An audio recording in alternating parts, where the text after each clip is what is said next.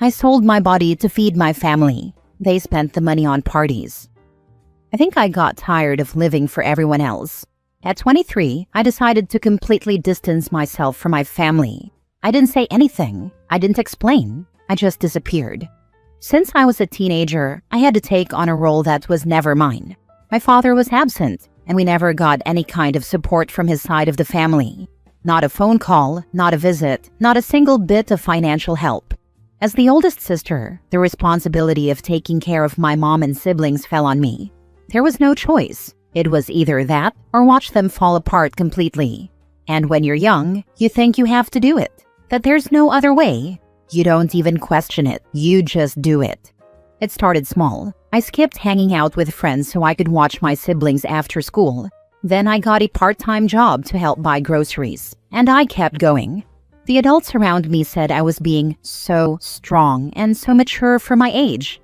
But deep down, I was just scared. Scared of what would happen if I stopped. Out of necessity and my own survival, I ended up working as an escort. It wasn't for pleasure or out of curiosity. It was pure, raw desperation. I was 19. I remember sitting in our tiny apartment, looking at bills stacked on the table, listening to my siblings telling me they didn't have money for school supplies, my mom crying about rent, and realizing I didn't see any other way out. What I earned covered food, bills, school supplies, clothes, everything they needed. And I also had to survive. I had to eat, pay my own rent, keep the lights on. Whatever I had left after sending them money was barely enough for me to stay afloat, so I kept going even though I hated every single second of it. I hated my work. I hated how it made me feel, how it changed how I saw myself. There's this hollow feeling you get when you have to smile through something that is destroying you from the inside. But I convinced myself it was worth it, for them, for a better future for them. If I just worked harder, if I just endured a little more, things would get better. But eventually, the emotional weight started killing the love I had for them. It stopped being about love and became about guilt. A constant sense that if I didn't sacrifice myself, no one else would. That if I stopped, everything would crumble. That I was selfish for even wanting to stop. It's exhausting when your entire existence feels like a debt you can never repay. One day, I woke up and realized I couldn't keep doing this. I had no life of my own, no identity, just a constant cycle of work, guilt, sending money, and silence. So I packed up and moved to another part of the country. I didn't tell anyone. I didn't even leave a note. I just left. From there, I kept sending money. I told myself it was temporary, that I just needed space. But the more distance I put between us, the more detached I became. I stopped feeling connected. I didn't want to hear from them. I didn't want to be the person who was only valuable because of the money she sent. And then one day, I found out the truth. While I was breaking myself piece by piece, doing something that destroyed me, they were spending the money on alcohol, parties, and unnecessary things, like it was normal. Like my sacrifice meant nothing, like they had no idea or didn't care what it was costing me. That's when I broke. I cut them off completely. No more money, no more messages, no explanations. I disappeared. Not out of revenge, not because I wanted to hurt them, but because I finally understood that no one was going to protect me if I didn't. No one was going to tell me to stop or tell me I mattered outside of what I gave them. Now I'm alone, yes, in a new place, starting over from scratch. I'm still figuring things out, who I am, what I want, what I deserve. I don't know if I made the best decision. Some nights I second-guess myself, but it was the only decision that kept me emotionally alive. I had to disappear just so I could begin to exist. Now for the top comments. They were not worth your sacrifice. I'm sorry, my dear, but they used you. They only thought about their own needs and wants. You made the right decision by leaving and cutting them off.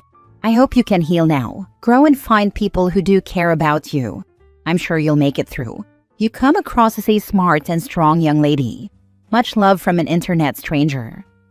Thank you so much for your kind words. Leaving them behind was one of the hardest decisions I've ever made because they were my only family. And for a long time, I thought I should endure anything for them. But I realized I was simply disappearing as a person. I was exhausted, emotionally numb, and completely alone, even when surrounded by people I loved. Now I really am alone in the world.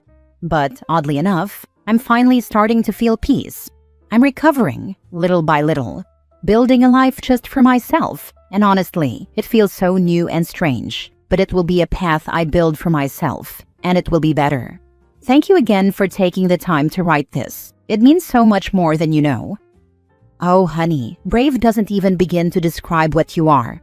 You are so much stronger than you even realize, too. I'm so proud of you for getting out and moving on. I hope you're proud of yourself for putting you first, for once. This is the start of your life. Brand new slate. You got this.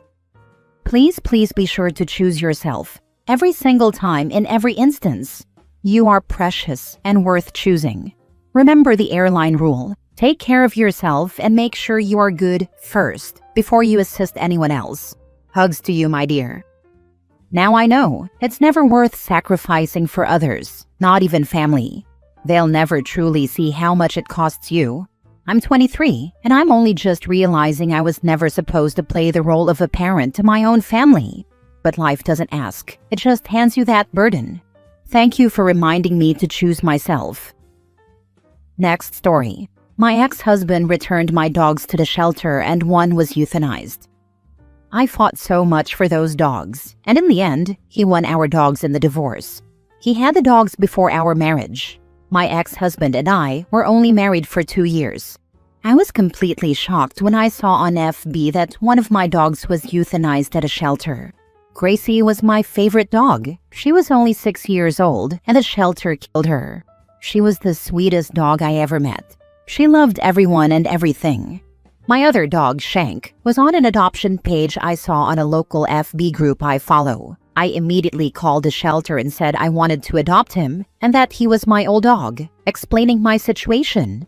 They told me they were sorry, but that was posted more than a week ago and he's already been adopted.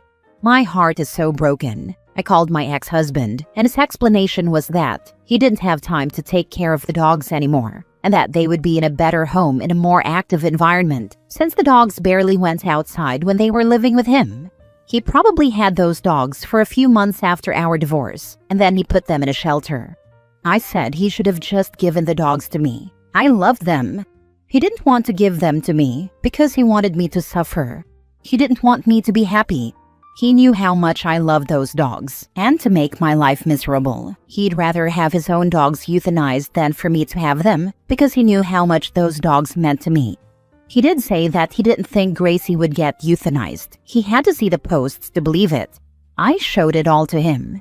He claims he didn't know it was a kill shelter, and that he thought she would have gotten adopted easily because she's sweet. But the thing is, she looks like a pit bull. I don't know her exact breed. The shelter he originally got her from labeled her as a hound mix, but she does look like a pit bull, so there are negative stereotypes about pit bulls.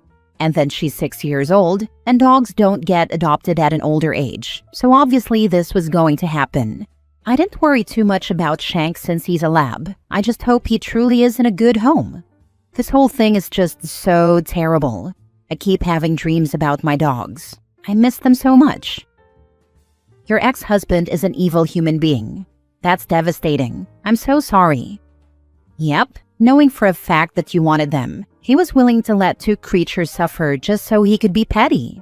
I hope karmic justice is a real thing, because this dude should end up with one of those really gruesome wasting diseases for which there is no treatment. Oh my God, I am so sorry. This is absolutely horrific. Your ex is a straight-up sociopath. I would warn anyone who knows him what he did, and how evil and heartless he is. It's one thing for someone to go after their ex, though that's also crap behavior. But to literally kill an innocent animal just to ensure someone else suffers, that is truly evil. And I hope for the sake of anyone near him that karma gets him fast. I don't buy for a second that he wasn't aware of what he was doing. Are you certain he doesn't have a history of animal abuse or neglect?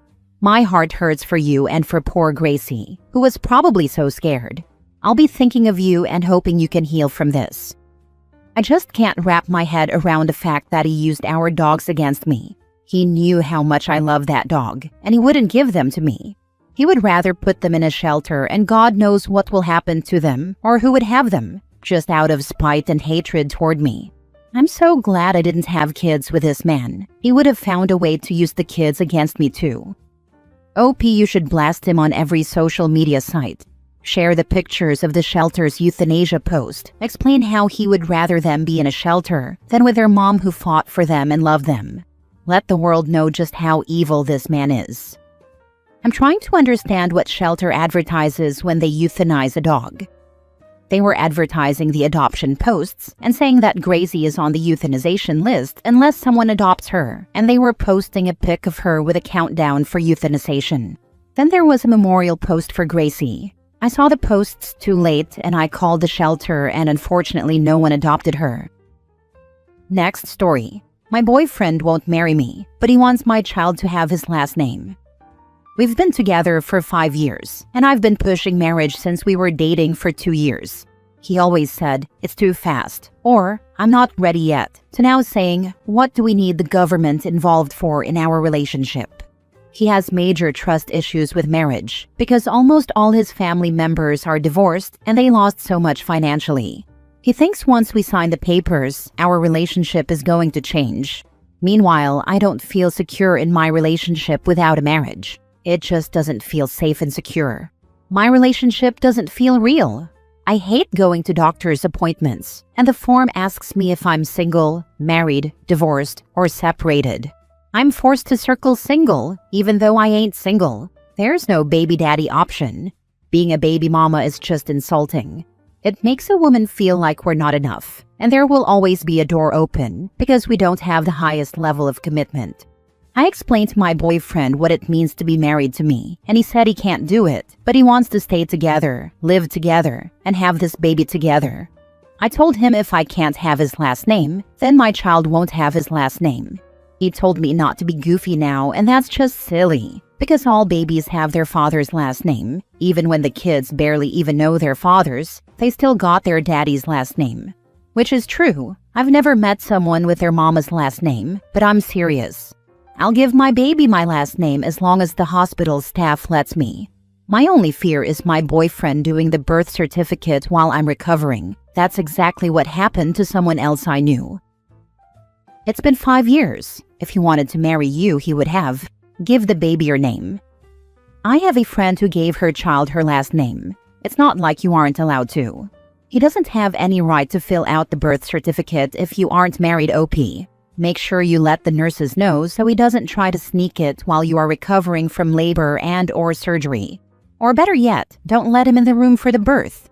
If he refuses to be a husband, then he obviously doesn't consider you family, and I would only let my family in the room with me. You and this child deserve so much better than this. Don't you dare give that child a different last name than yours. I am definitely not giving my baby his last name. Family is trying to tell me to stop being petty and that you're supposed to give the child the father's last name. I'm just like, sis, under what law? Last story. My husband left me for my cousin, and it's one of the best things that ever happened to me. I was raised in a semi-traditional family, which means it's less, you'll dishonor or embarrass us by not getting married, and more, you'll break your mother's heart if you're not married. So when I was introduced to my now ex-husband, who's a kind, smart, financially stable man, we got married right away. He was a wonderful husband, and I care about him very much. I think we made a good team for a while there. We earned the same, supported each other without either of us having to depend on the other, took care of chores, and bonded as life partners. It changed when my husband met my cousin, let's call her Tina. For context, her mother, my mom's older sister, and mine had a bad history, which I'd rather not share because it's family business, but they stopped talking when I was 20. However, my mother encouraged me and my siblings to get along with our cousins, as she didn't want the bad blood to get between us. My relationship with Tina is civil at best though, as she became more like her family as she got older. We talked from time to time, and there was even a period where we talked on a daily basis. And I guess that was the time my husband and Tina interacted. I noticed the change in my husband, of course. He spent more time on his phone and seemed more distracted when we were together. I accepted it as us getting used to each other until he came and talked to me. guilt-ridden and depressed, saying that he had fallen for Tina and thought it would be wrong to keep lying to me. Looking back, I think that was brave of him. I appreciate him the most for it. I wouldn't lie and say I felt nothing, though. I was hurt. Maybe it's because I did come to love him during our time together, more than I expected. Maybe it's because there's hidden resentment for Tina's family inside me that had subconsciously told me I lost. But another thing I feel is relief? Freedom almost. We had a peaceful divorce, and I wished him the best. Tina and I did not talk after, but my family and I had some long, tearful conversations. My mother asked me how I could just let him go like that. My father wanted to beat my husband up, but in the end, we kept it in my family only. My sister was my rock during that time. She knew I never wanted the marriage, not willingly, and that this was essentially a way out for me. I feel freer than ever before after the divorce. I don't feel pressure to get or stay married, or even date anymore, as my parents gave me space and time to heal. I'm out living as myself again. Truly, wholly myself. Last I heard of my husband and Tina, they're still dating and seem pretty happy.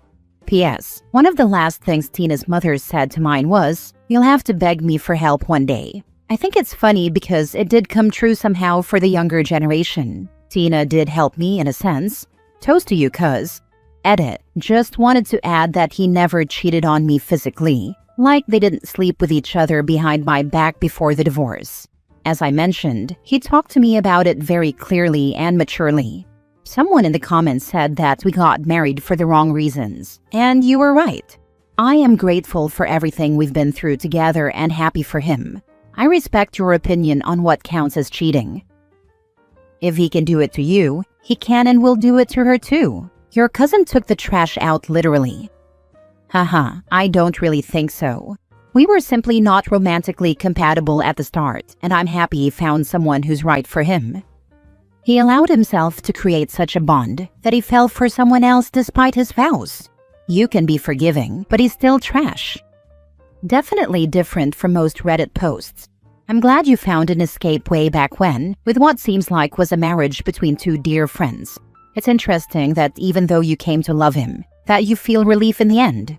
Was it a romantic love or a different kind of love?